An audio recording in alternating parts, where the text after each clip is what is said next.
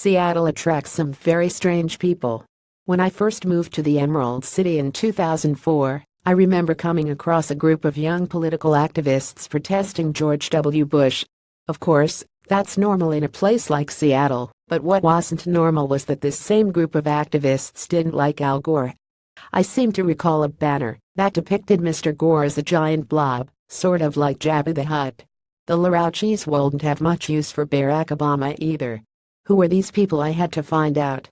So, way back in 2004, I decided to engage one of them in conversation, which I quickly learned was like entering an alternate universe, where up is down and the Pope is Hitler.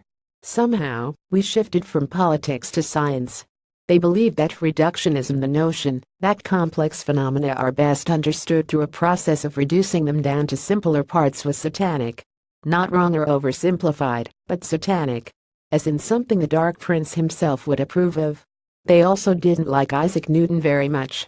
Where did they get such bizarre beliefs? They got them from the politician they were supporting for president, Lyndon LaRouche.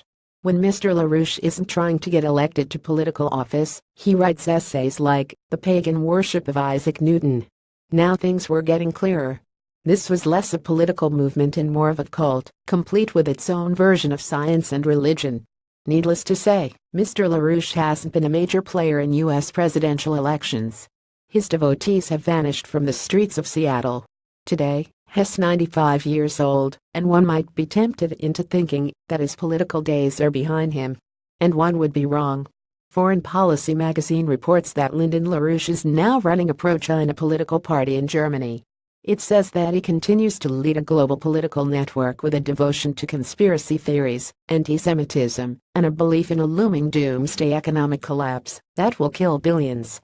In other words, Lyndon LaRouche is some strange combination of Paul Ehrlich, Ray Kurzweil, and Alex Jones, with just a dash of Nazism. If that's not a winning campaign, then what is?